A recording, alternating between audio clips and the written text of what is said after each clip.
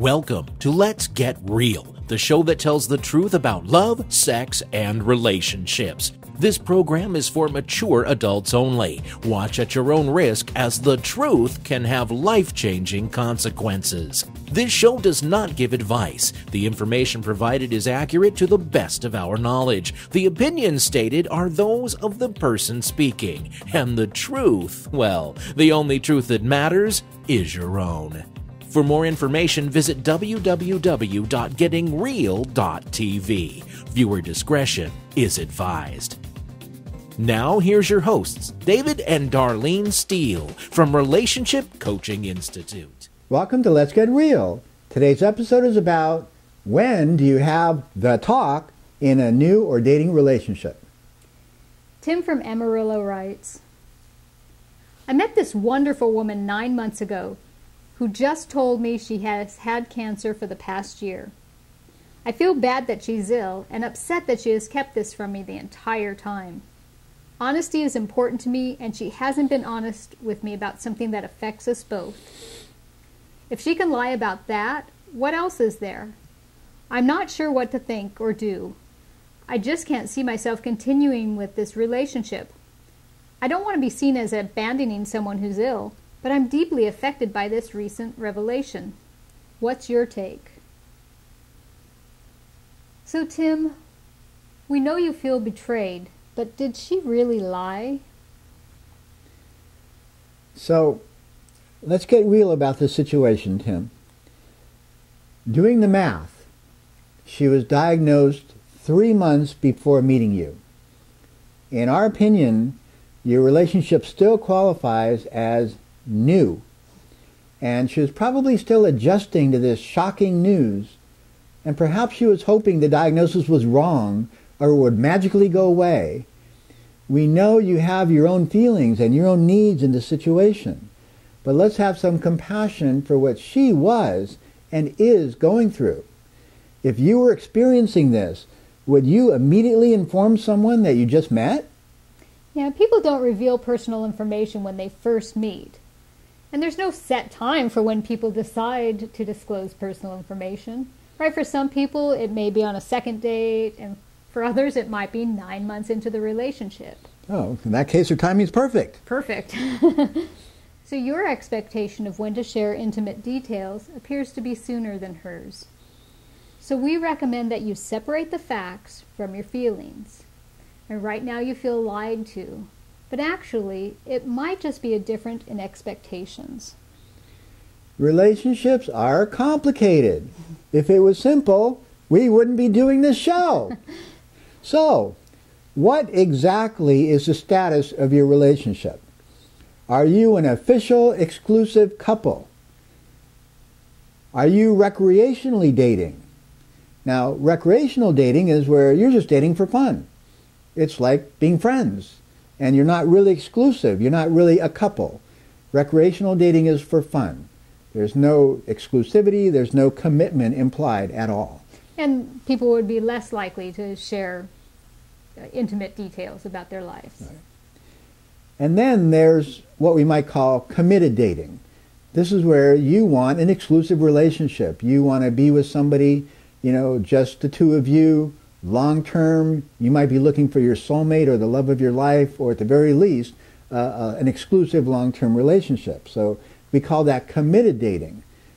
And then, to make it even more complicated, not only are there two kinds of dating, but there's different kinds of relationships. For example, a pre-committed relationship is where you're an exclusive couple, but you're not yet committed. And then there's a committed relationship, where you've made a formal commitment of some kind. So, back to the question, what is the status exactly of this relationship, 9 months into it? And have you really talked about that? And actually, Tim, this might be an indication that for your girlfriend, she may feel like she's moving into the next stage of relationship with you. So this actually might be a good thing, that now she's finally feeling more of a stronger bond with you. Right. She's finally revealing something to you that she will only reveal to somebody who she considers a long-term prospect. Mm-hmm. So congratulations. So, if you are an exclusive official couple, when did that happen? Did that happen a week after you met, a month after you met, 6 months after you met? When did that happen? And when that happened, did you have the talk? Now, most couples have what we call the talk at some point, and it's where you sit down and you talk about the future of the relationship, and does it have a future, and but what you both want, and pretty much you put your cards on the table at some point, and we call that the talk. We'll talk more about that. We'll talk more about the talk in just a minute. So here's some strategies you might want to consider. The first is, how did you feel about her prior to her revealing the diagnosis? So were you happy with her relationship? Were you thinking about being with her for the long term? And we recommend that you re-examine your belief that she lied to you. Yes, you feel lied to, but you're creating that interpretation based on your belief that she should have told you earlier. But she was operating off a different set of expectations. And so did she really lie to you, or are there just different expectations? You also want to examine how you feel about her diagnosis. So if you were to adjust your belief that she lied to you, would you want to remain together? And also, what's her prognosis? Would your decision about this relationship be different if she went into remission or she was terminal? We totally get that you don't want to abandon her, but in our opinion, it would be totally fine and okay to take the relationship a step back, be friends, and support her as a friend in dealing with her health. There's no hurry to make a decision, and you can let your relationship journey with her evolve naturally. Our relationships are our teachers, and chances are you found her and connected with her for a reason. And to answer the question about when to have the talk, it's a personal decision and there's no absolute rule.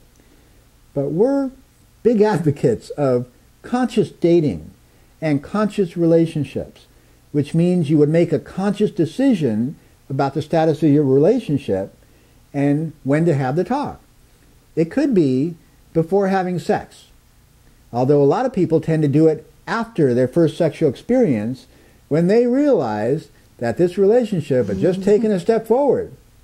Or it might be when you decide to transition from a non-exclusive recreational dating relationship to a more serious, exclusive, pre-committed relationship.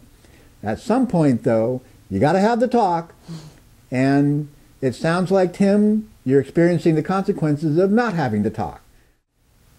So if you're watching this and you have an idea, a suggestion, or a comment for Tim, please enter it in the comment box below, and let's help him to figure out how to navigate the complications of a new relationship. And please do remember that telling the truth has consequences. It's the only way to have a really fulfilling relationship, but not all relationships can handle the truth. So if this is your situation, please do get the support you need from a qualified therapist, counselor, or coach. No one is successful alone, and just a little bit of support can go a long way in helping you live happily ever after.